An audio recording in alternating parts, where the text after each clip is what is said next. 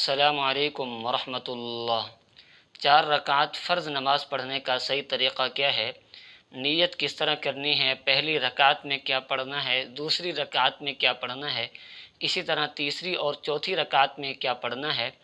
अकेले नमाज़ पढ़ेंगे तो क्या पढ़ेंगे? इमाम के साथ पढ़ेंगे तो फिर क्या पढ़ेंगे? इसी तरह फ़र्ज़ नमाज के मुताल्लिक़ आम तौर पर जो मसला दरपेश होता है वो ये कि फ़र्ज़ नमाज की तीसरी और चौथी रकात में सूरह फ़ातिहा पढ़ना भूल गए तो नमाज का क्या हुक्म है, और अगर फ़र्ज़ नमाज की तीसरी और चौथी रकात में सूरह फ़ातिहा के साथ कोई और सूरत मिला ली तो नमाज का क्या हुक्म है। तो आज की इस वीडियो में यह तमाम तर तफ़सील आपके सामने बयान की जाएगी। आपसे इल्तिमास है इसी तरह के अहम मसाइल की मालूमात के लिए इस चैनल को लाजमी सब्सक्राइब कर लें। मोहतरम सामीईन, याद रखिए, जिस तरह नमाज़ पढ़ना ज़रूरी है इसी तरह नमाज के मसाइल का जानना भी ज़रूरी है। आज जब उलमाए किराम बयान करते हैं कि अगर नमाज के अंदर ये गलती की तो नमाज नहीं होगी, अगर ये गलती की तो नमाज नहीं होगी, तो बाज़ लोग कहते हैं जी तुम कौन होते हो नमाज को कबूल करने या ना करने वाले, नमाज तो अल्लाह ने कबूल करनी है, जैसे भी पढ़ ली। याद रखिए, दीन और नमाज इतना लावारिस नहीं है, इतना सस्ती नहीं है कि बस जैसे कैसे आई पढ़ ली।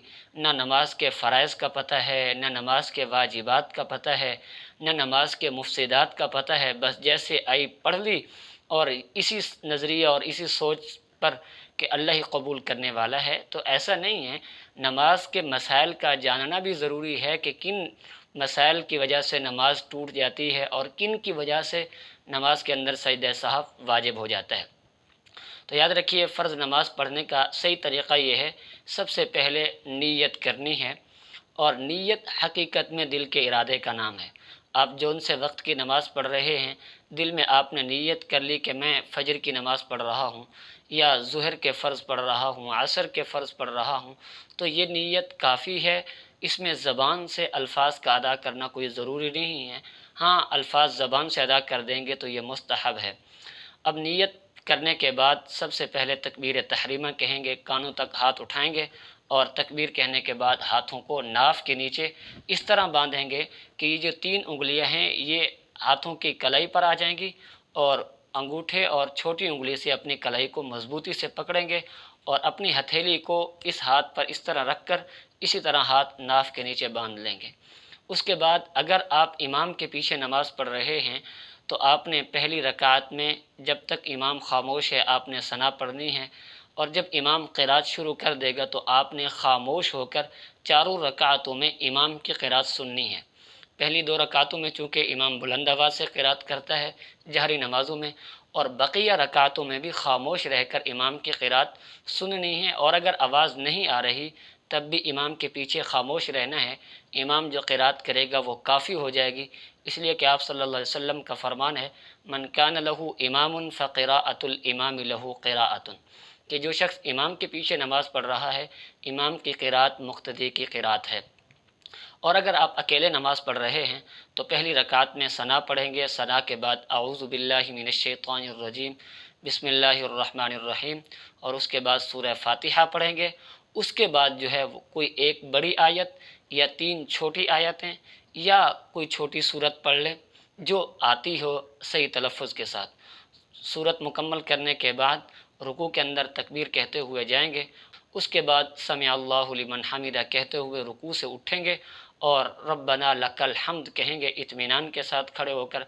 उसके बाद तकबीर कहते हुए सजदे में इस तरह जाएंगे कि पहले अपने घुटने ज़मीन पर रखेंगे, फिर हाथ रखेंगे, फिर नाक और फिर पेशानी, और सजदे की जो तस्बीह है सुबहान रब्बियल आला वो पढ़ेंगे। उसके बाद अल्लाहु अकबर कहते हुए उठकर बैठ जाएंगे, इसको जलसा कहते हैं।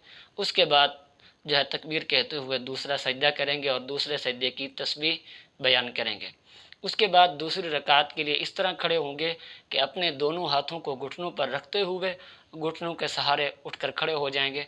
अब जो है बिस्मिल्लाहिर्रहमानिर्रहीम सूरह फ़ातिहा और दूसरी की सूरत जो उसके बाद वाली होगी, यानी पहली रकात में जो सूरत पढ़ी थी अब दूसरी रकात में उसके बाद वाली सूरत पढ़ेंगे, और पहली रकात में बड़ी सूरत, दूसरी में छोटी सूरत।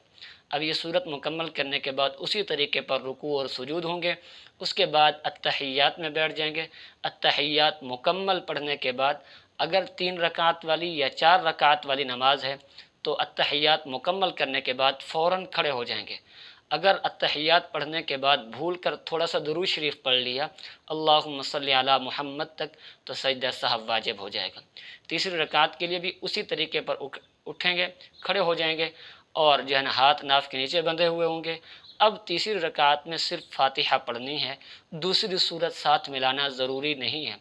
اور تیسری رکعت میں یاد رکھیے سورہ فاتحہ کا پڑھنا یہ بھی سنت ہے۔ سورہ فاتحہ مکمل کرنے کے بعد رکوع سجود ہوں گے، اس کے بعد 3 رکعت والی نماز ہے تو بیٹھ جائیں گے، اتحیات، درود شریف اور دعا پڑھ کے سلام پھیر دیں گے۔ اگر 4 رکعت والی نماز ہے تو تیسری رکعت کا دوسرا سجدہ کرتے ہوئے دوبارہ اٹھ کر کھڑے ہو جائیں گے، پھر قیام کی حالت میں سورہ فاتحہ پڑھیں گے، اس کے بعد رکوع سجود ہوں گے اور اس کے بعد اتحیات، درود شریف، دعا پڑھیں گے اور پھر پہلے دائیں طرف سلام پھیریں گے، پھر بائیں طرف سلام پھیریں گے۔ یہ تو ہے انفرادی نماز کا طریقہ۔ اب رہا یہ مسئلہ کہ اگر کسی شخص نے فرض نماز کی تیسری اور چوتھی رکعت میں سورہ فاتحہ نہیں پڑھی، سورہ فاتحہ پڑھنا بھول گیا، اب بعض لوگ سمجھتے ہیں کہ اس کی وجہ سے سجدہ سہو واجب ہو جاتا ہے، تو یاد رکھیے فرض نماز کی تیسری اور چوتھی رکعت میں سورہ فاتحہ پڑھنا سنت ہے۔ اگر کسی نے بھول کر چھوڑ دی یا جان بوجھ کر چھوڑ دی تو سجدہ سہو واجب نہیں ہوگا۔ ہاں البتہ افضل ہے کہ فرض نماز کی تیسری اور چوتھی رکعت میں سورہ فاتحہ کو پڑھا جائے، اس کو چھوڑنے کی عادت نہ بنائی جائے۔ اور دوسرا مسئلہ یہ ہے کہ اگر کسی نے فرض نماز کی تیسری اور چوتھی رکعت میں سورہ فاتحہ بھی پڑھی، اس کے ساتھ کوئی اور صورت بھی ساتھ ملا لی، اب یہاں بھی بعض لوگ سمجھتے ہیں کہ یہ سجدہ سہو واجب ہو گیا ہے، لہذا وہ سجدہ سہو شروع کر دیتے ہیں۔ یاد رکھیے فرض نماز کی تیسری اور چوتھی رکعت میں سورہ فاتحہ کے ساتھ کوئی اور صورت ساتھ نہیں ملانی، لیکن اگر بھول کر ملا لی ہے تو اب بھی سجدہ سہو واجب نہیں ہوگا۔